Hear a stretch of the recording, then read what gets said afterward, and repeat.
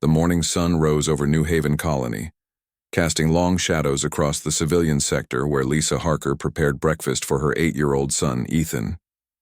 The boy sat at the table, his legs swinging as he played with a small model spaceship, making whooshing sounds. "When's Dad coming home?" Ethan asked. Not for the first time that week.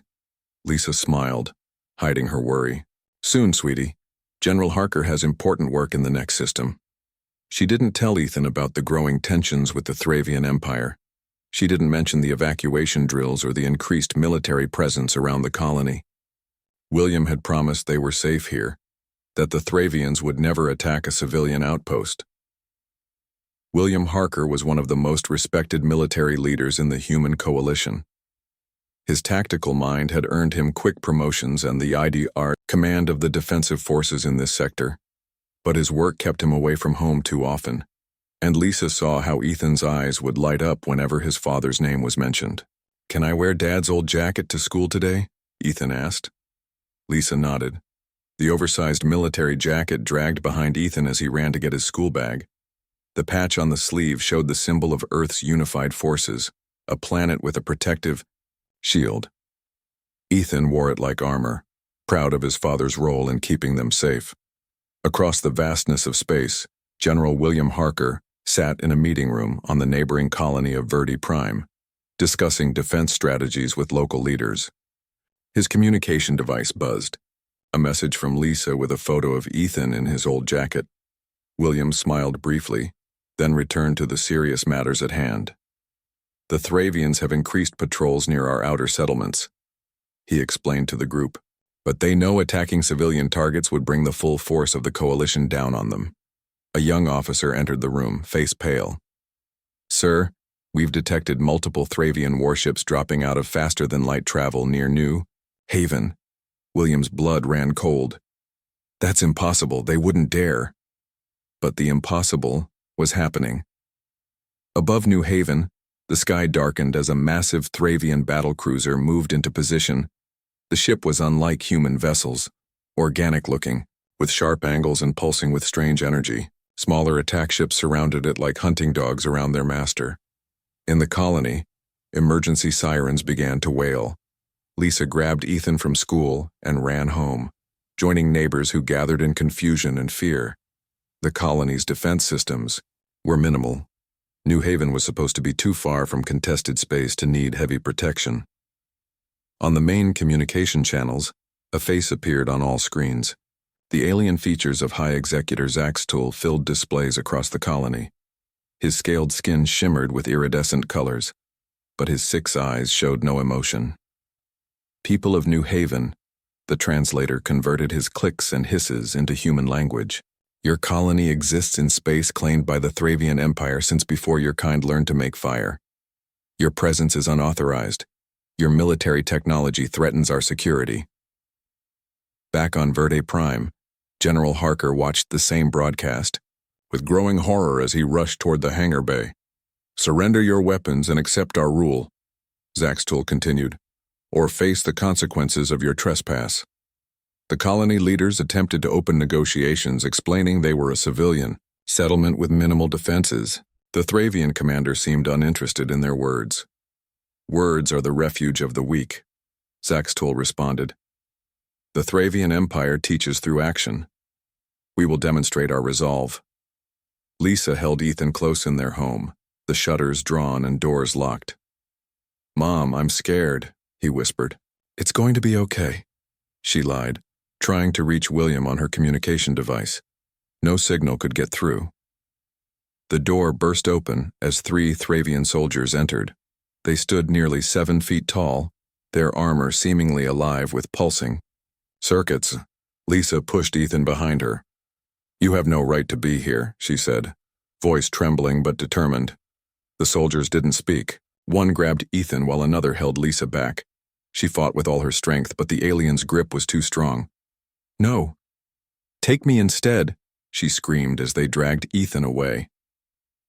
In the colony square, the Thravians gathered a crowd at gunpoint. Executor Zaxtool stood on a platform, his ship hovering overhead. Several children had been taken from their families and stood in a line before him. The human coalition must learn that resistance brings consequences, Zaxtul announced to the cameras broadcasting across human space. One demonstration will suffice. He walked along the line of children, stopping at Ethan. The boy stood straight, tears streaming down his face but chin raised defiantly. His father's oversized jacket hung from his small frame. "This one," Zaxtul said, pointing to Ethan. "This one shows the human spirit your kind so prides itself on." Lisa broke through the crowd, running toward her son. A Thravian soldier struck her down before she could reach him. Across the stars, General Harker's ship raced toward New Haven, but he knew they wouldn't arrive in time. On the screen before him, he watched helplessly as Zaxtul addressed the camera directly. "Let this be a lesson to all humans who trespass in Thravian space." The executor raised a weapon unlike anything humans had seen before. It glowed with strange energy as he pointed it at Ethan. "Dad's coming," Ethan said, his voice carrying through the broadcast. "He won't let you hurt anyone." Zaxtul tilted his head, almost curious at the child's defiance. "Your father is not here, human child. No one will save you." "My dad is General Harker," Ethan said proudly, standing as tall as his small frame would allow. "And he protects people from monsters like you." For a brief moment, something like hesitation crossed the alien's features. Then the moment passed, and Zaxtul fired his weapon. General Harker watched in horror as energy enveloped his son. For one terrible second, Ethan remained standing, his eyes wide with pain and confusion. Then he was gone, reduced to ash that scattered in the wind. The bridge of Harker's ship fell silent. The general made no sound as he watched his son die. His face showed no emotion, but something fundamental changed behind his eyes. "Sir," his second-in-command, Major Carol Winters, whispered. "I'm so sorry." William Harker didn't respond. His eyes remained fixed on the screen as Zaxtul addressed the humans again. "This is the fate of all who defy the Thravian Empire. Submit or be eliminated." By the time Harker's ship reached New Haven, the Thravian forces had departed, leaving destruction in their wake. The colony lay in ruins. In the ashes of his home, the general found Lisa's body. She had died trying to get back to where Ethan had last stood. As he knelt in the ruins, holding his wife's cold hand, William Harker made a silent promise. The Thravian Empire had no idea what they had just unleashed. They would learn what happened. When you took everything from a man with nothing left to lose, they would learn, but too late to save themselves. 3 days passed as William Harker moved through the ruins of New Haven Colony like a ghost. His uniform was covered in ash and dirt. His eyes were red from smoke and grief. Other military personnel who had arrived to help survivors gave him a wide berth. No one knew what to say to a man who had watched his child die on a galactic broadcast. Major Carol Winters found him sitting in what remained of his family home, turning a small toy spaceship over and over in his hands. It had somehow survived the attack, protected under a fallen section of wall. "Sir," she said gently, "the transport to Earth leaves in 2 hours. Command wants you to return for psychological evaluation." William didn't look up. "What did Command say when New Haven called for help?" Carol shifted uncomfortably. "They said sending ships would escalate the situation. They hoped diplomacy would work." A bitter laugh escaped William's throat. "Diplomacy, while the Thravians burned children alive. Sir, please, you need time to grieve properly." William finally looked up at her. His eyes were different now. The warm brown that once crinkled at the edges when he smiled was now cold and flat. "I don't need time, Carol, I need information." He stood up, placing the toy spaceship carefully in his pocket. "Get me everything we have on Thravian physiology, culture, military tactics, everything." "That's highly classified material, sir." "Then, use my clearance, I'm still a general." Carol hesitated. "For how long?" "After you disobeyed orders to return to Verde Prime during the attack." "I was trying to save my family," William said, his voice dangerously quiet. "Now I'm going to make sure no other families suffer the same fate." Carol saw something in his expression that made her step back. "What are you planning, sir?" William walked past her. First, I need to bury my wife. Later that evening, as the sun set over the ruined colony, William stood alone by the fresh grave. There was nothing of Ethan to bury. The Thravian weapon had been brutally efficient. William's communication device buzzed with another message from command, ordering his immediate return. He switched it off and looked up at the stars becoming visible in the darkening sky. "I'll find him, Lisa," he whispered. "I'll find the one who took our boy." The next morning, William entered the temporary military headquarters established near the colony ruins. Officers saluted him, but he noticed their uncertain glances. Word had spread about his defiance of orders. He found the communication officer, a young woman named Diane Bell. "Lieutenant Bell," William said, "I need to send a message to Earth Command." "Of course, sir," she replied, moving to her console. "Not through official channels," he said quietly. She looked up, startled. After a moment of hesitation, she nodded and led him to a private booth. Over the next hours, William sent messages to select officers across human space, people who owed him favors or who had lost loved ones to Thravian attacks. By evening, he had assembled a list of potential allies. Major Winters found him reviewing personnel files in his temporary quarters. "Command is sending a ship specifically for you," she warned. "They're classifying your behavior as trauma-induced instability." William didn't look surprised. "They want to silence me. A grieving father criticizing coalition in action doesn't look good for public relations. What are you going to do?" William closed the files. "I'm going to submit a report stating my intention to pursue diplomatic channels for peace with the Thravians." Carol stared at him in disbelief. "After what they did?" "That's what I'll tell command," William clarified. "It buys me time while I prepare." "Prepare for what?" William didn't answer directly. "How do you feel about a transfer, Major? The HCS Retribution needs a new second in command." Carol's eyes widened as she understood. "You're going after them." "Not officially." "That's suicide," she whispered. "And treason." "I'm not asking the coalition to start a war," William said. "This is personal." 2 weeks later, the HCS Retribution prepared to leave orbit. William had managed to delay his return to Earth with falsified medical reports claiming he was too unstable for space travel. Meanwhile, he had quietly assembled a crew. Lieutenant Sam Reeves came aboard first. His sister had been a teacher on New Haven. Communications officer Diane Bell volunteered next, followed by engineer Kevin Martinez and Dr. Alan Wright. Each had their reasons to hate the Thravians. Each understood they might never return. William addressed them in the ship's conference room. "What we're about to do is unauthorized," he said plainly. "If anyone wishes to leave, now is the time. No questions asked, no records kept. No one moved. Once we cross into Thravian space, we'll be on our own," he continued. "Our mission is not sanctioned by the coalition. They'll disavow any knowledge of our actions." "What exactly is our mission, sir?" Sam asked. "To make the Thravians understand the cost of what they've done," William answered, starting with High Executor Zaxtool. That night, as the Retribution prepared for departure, William sat alone in his quarters. He opened a small case containing items salvaged from his home, Lisa's wedding ring, a family photo, and Ethan's small toy spaceship. A knock sounded at his door. It was Carol. "All tracking devices have been removed," she reported. "As far as coalition systems are concerned, this ship doesn't exist anymore." "Thank you, Carol." She hesitated. "Sir, permission to speak freely?" "Always." "Revenge won't bring them back." William looked at her steadily. "This isn't just about revenge. It's about justice.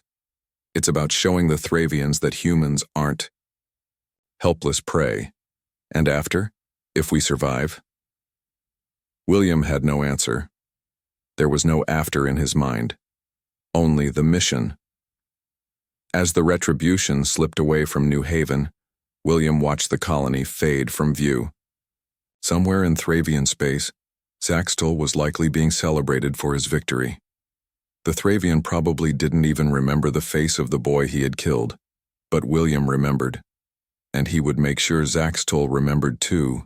Before the end, the ship entered faster than light travel, disappearing from human space. For 6 long months they would gather intelligence, study Thravian weaknesses, and prepare for the moment when a father's grief would transform into the Thravian Empire's nightmare. In the cold darkness of his quarters, William played the broadcast of Ethan's final moments. He watched it every night, burning the image of Zaxtol into his mind. Each viewing hardened his resolve. The Thravians thought humans were weak. They thought killing civilians would break humanity's spirit. They were about to learn how wrong they were. 6 months passed as the HCS Retribution moved silently through the edge of Thravian space. The ship's exterior had been modified, its human markings covered with salvaged parts to disguise its origin. Inside, the small crew worked tirelessly, gathering intelligence on their enemy. William Harker stood before a large display in the command center. Images of Thravian ships, outposts, and supply routes filled the screen. His beard had grown long and his uniform had been replaced with plain dark clothing. Only the small patch from Ethan's jacket, recovered from the ashes of New Haven, remained, pinned over his heart. "Report," he said as Major Carol Winters entered. "We've identified 3 major supply routes," she said, pointing to lines on the map. "And this outpost here appears to be a communications hub." William nodded. "What about Zaxtol?" "Lieutenant Reeves intercepted transmissions mentioning his name," Carol said. "It seems he's been promoted. They call him Supreme Commander now." William's jaw tightened. "They rewarded him for killing a child." "There's more," Carol continued. "There's going to be a ceremony on the Thravian homeworld in 2 months. A celebration of their victory at New Haven." For the first time in months, a cold smile crossed William's face. "Then we need to introduce ourselves before that." Later that day, the crew gathered in the mess hall. The room felt tense with anticipation.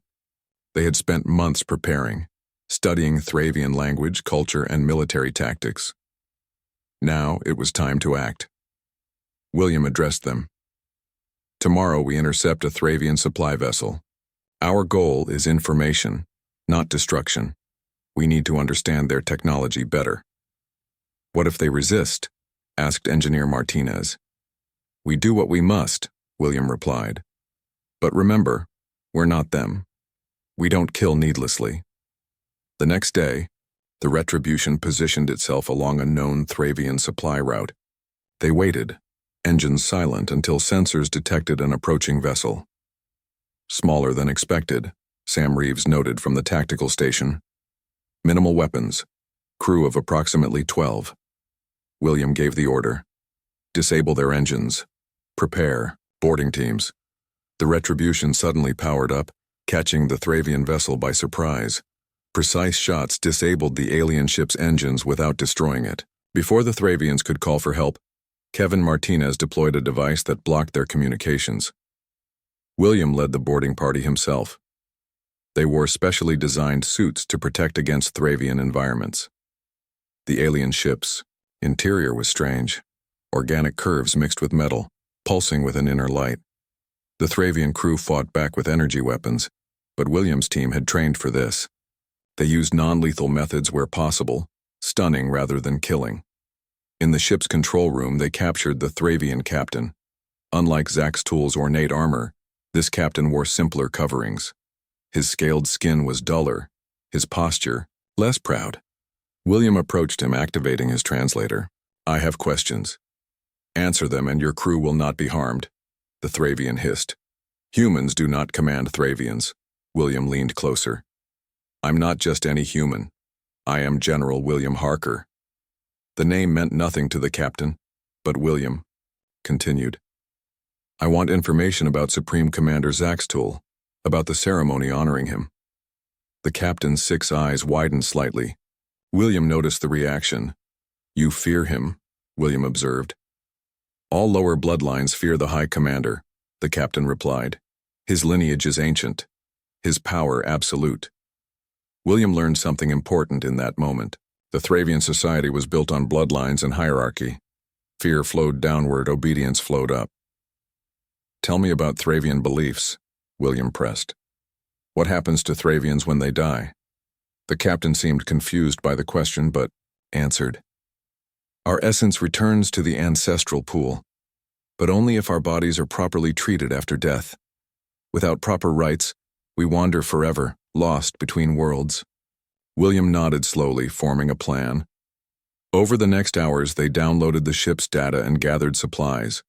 Before leaving, William left something behind, a single human military patch from his uniform. Back aboard the Retribution, Dr. Wright examined the data.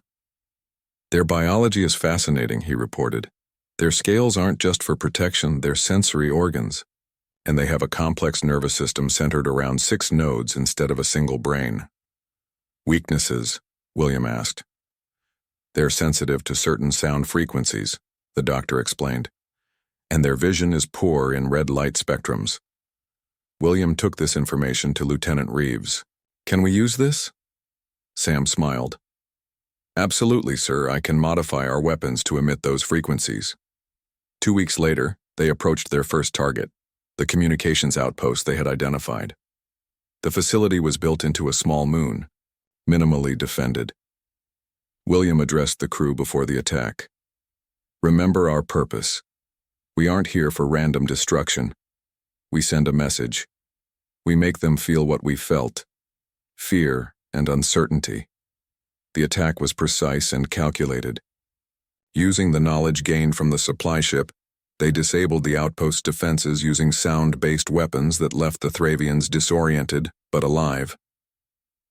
William led a small team inside. They placed devices throughout the facility that would broadcast on frequencies painful to Thravian senses. Then they set charges, not to destroy but to damage in specific ways.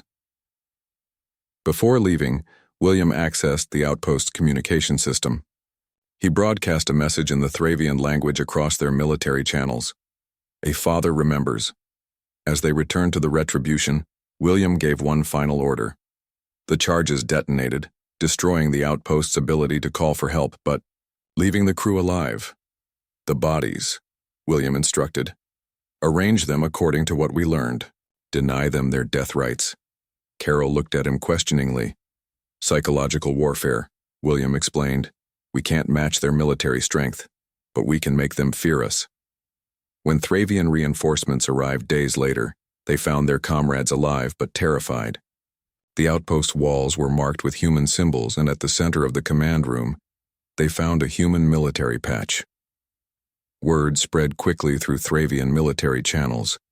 A human vessel had attacked a Thravian outpost, but rather than simply destroying it, they had left the crew alive, trapped in their worst cultural nightmare, unable to properly honor their dead. Back on the Retribution, William watched the Thravian communications with grim satisfaction. Now we wait, he told Carol. For what? She asked. For them to realize they're being hunted, he replied. For Zaxtul to understand that killing my son wasn't the end, but the beginning. The Retribution disappeared into the darkness of space, but William's message remained, spreading fear through Thravian ranks. A father remembers, and Thravians would soon learn what that truly meant. 1 year had passed since the first attack. The Retribution moved like a ghost through Thravian space, striking without warning and disappearing before reinforcements arrived. 3 sectors of the Thravian Empire now lived in constant fear. Supreme. Commander Zaxtul stood before the Imperial Council on the Thravian homeworld. His once proud posture was stiff with tension. The council chamber was massive, with high ceilings and ancient symbols carved into walls of living stone. 7 elder Thravians sat in a half-circle before him, their scales dulled with age but their 6 eyes sharp with displeasure. Explain these failures, demanded the lead council member. 12 outposts, 4 supply lines disrupted, 3 military bases compromised, all by a single human vessel. Zaxtul's scales rippled with anger. The human uses dishonorable tactics. He strikes and runs like a coward. Yet this coward has made the mighty Thravian military look weak, another council member hissed. The common people speak of the human ghost ship in whispers. This was true, and it infuriated Zaxtul. For centuries, the common Thravians had been sheltered from military matters. Now, for the first time, fear was spreading among the civilian population. "I will find this human," Zaxtool promised. "I will make an example of him as I did at the human colony." The council dismissed him with a warning. Find the human or lose his position. Aboard the Retribution, William Harker studied the latest intelligence reports. His hair was now streaked with gray, his face lined with exhaustion, but his eyes remained clear and determined. "Zaxtool is under pressure," Carroll said, entering his quarters. "Our last attack hit too close to his personal estate." William nodded. "Good. Is the next operation ready?" "Yes," Carroll confirmed. "But sir, some of the crew are concerned about the escalation." William looked up. "Explain." "Targeting the families of high-ranking officials," Carroll said carefully. "It's different from military targets." "We won't harm them," William replied. "Only make them feel what my family felt, fear, helplessness." Carroll nodded slowly. "The Human Coalition has officially declared us rogue agents. There's a bounty for our capture." William's expression didn't change. "A necessary political move. They deny responsibility while using our actions as leverage in negotiations." "Clever," Carroll admitted. "Politics always are," William said, turning back to his reports. "Now show me the approach for the next target." 3 days later, the Retribution approached a luxury space station orbiting a gas giant. Unlike their previous military targets, this station was a retreat for Thravian elites, including the family members of high-ranking officials.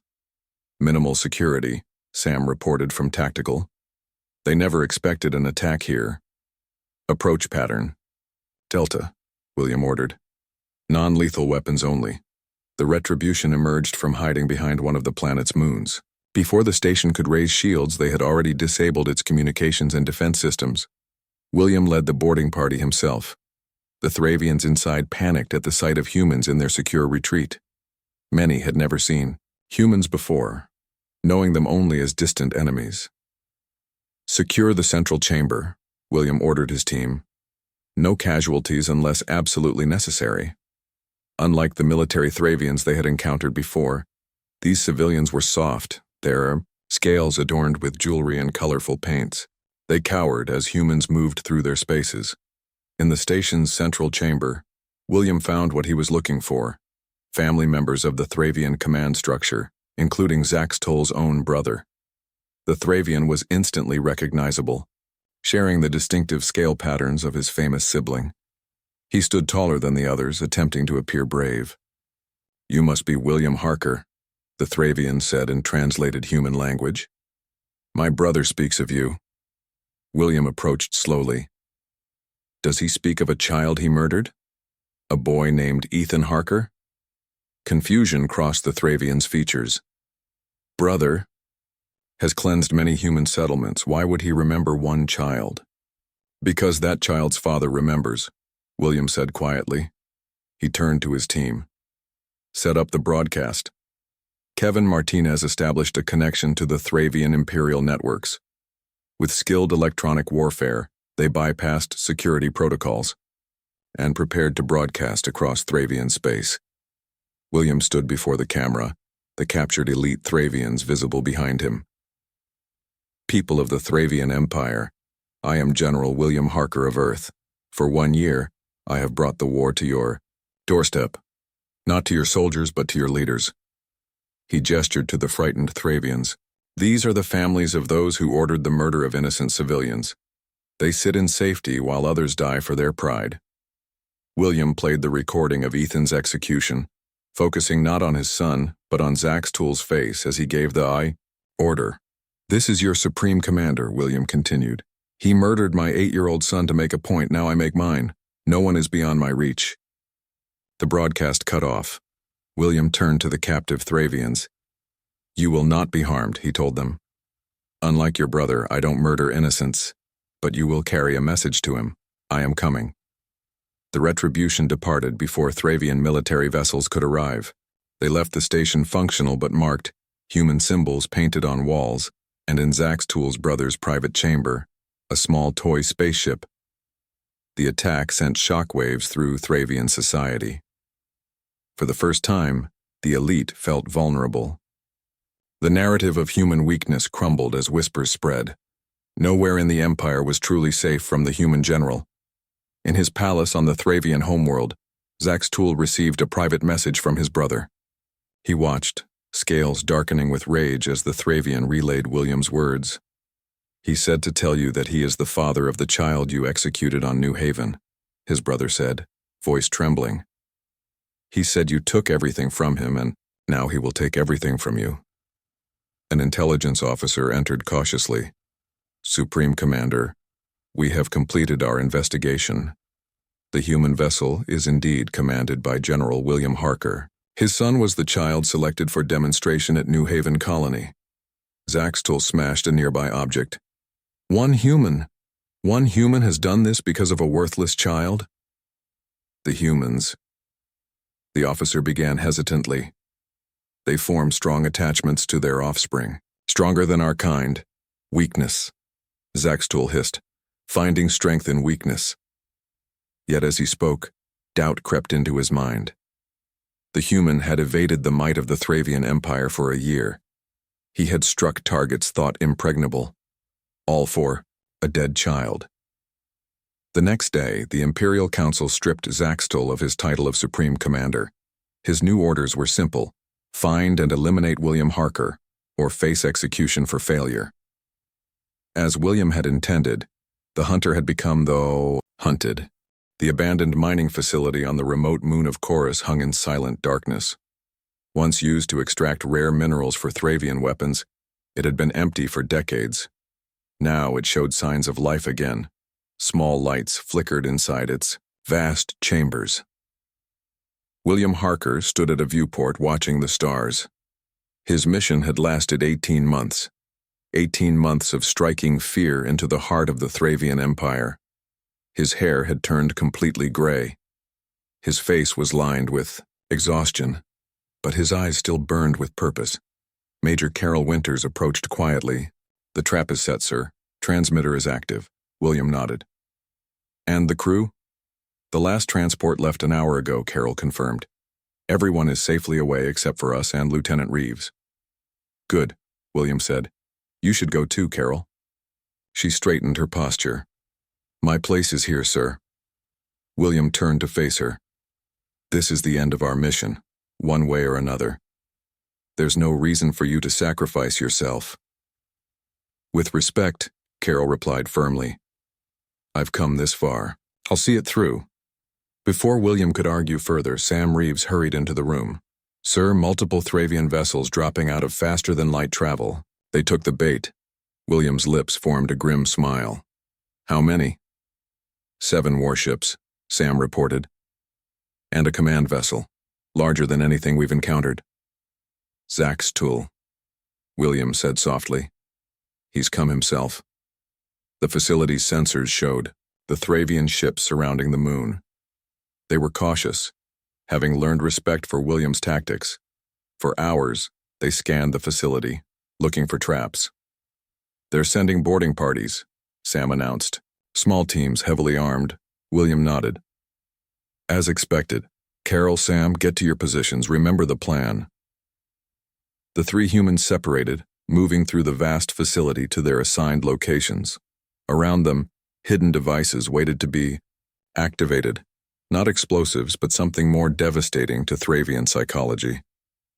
The first Thravian soldiers entered cautiously, weapons ready.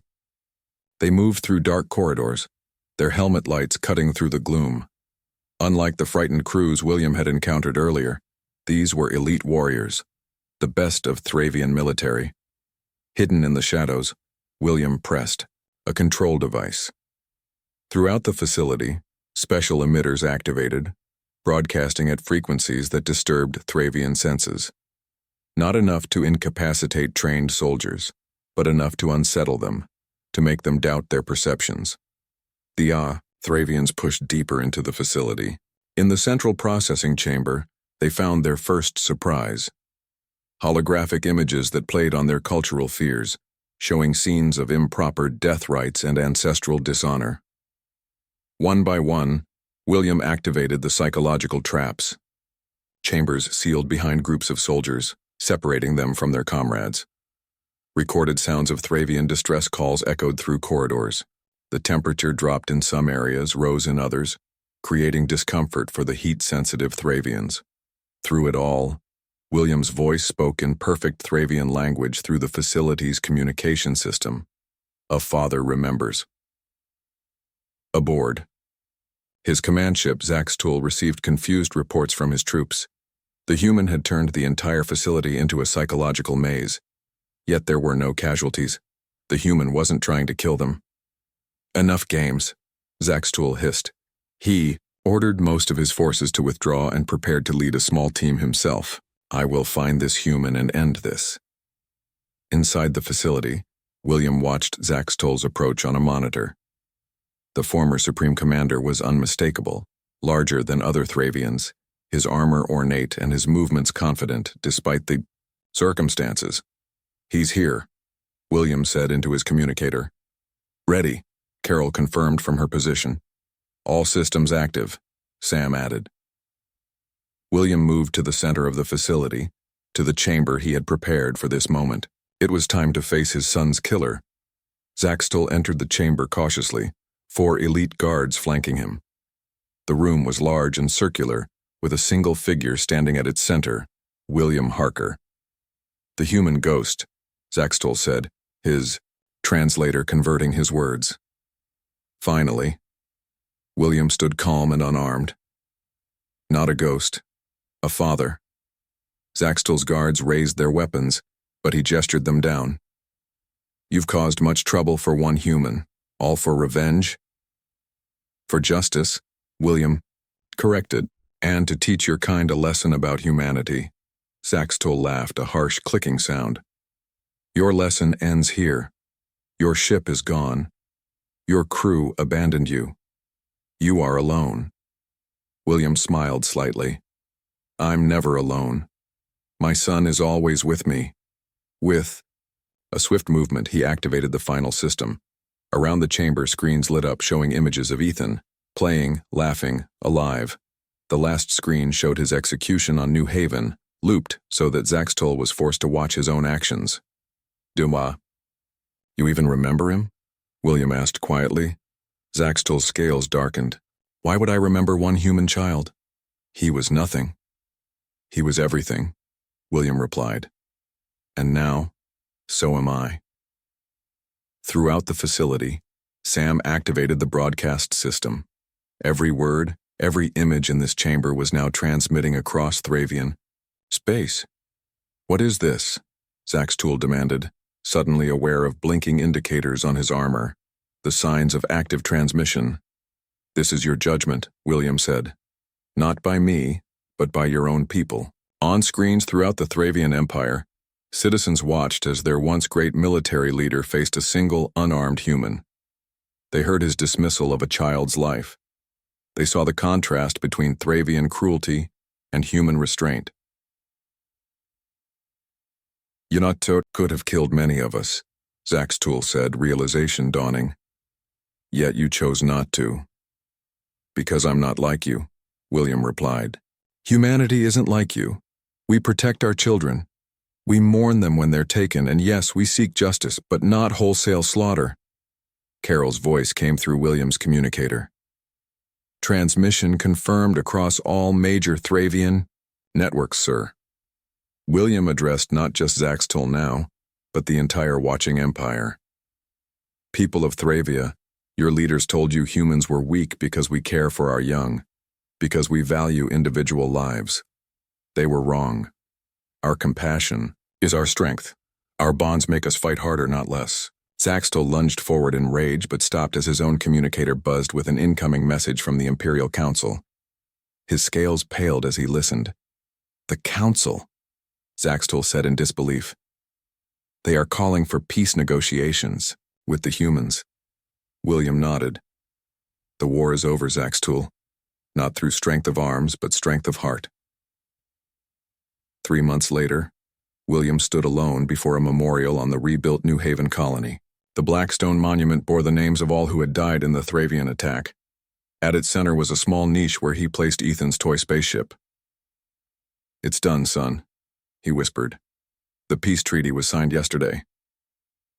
Behind him, the colony bustled with activity, humans rebuilding, starting over, and among them, a small delegation of Thravians come to learn about the species they had so gravely underestimated. William placed his military insignia beside the spaceship and turned away. His mission was complete. Justice had been served, not through vengeance but through understanding. As he walked toward the spaceport where a small vessel waited, William looked up at the stars. Somewhere out there, other species might threaten humanity, might see compassion as weakness. They would learn as the Thravians had learned. Humanity's greatest strength was not its weapons but its heart.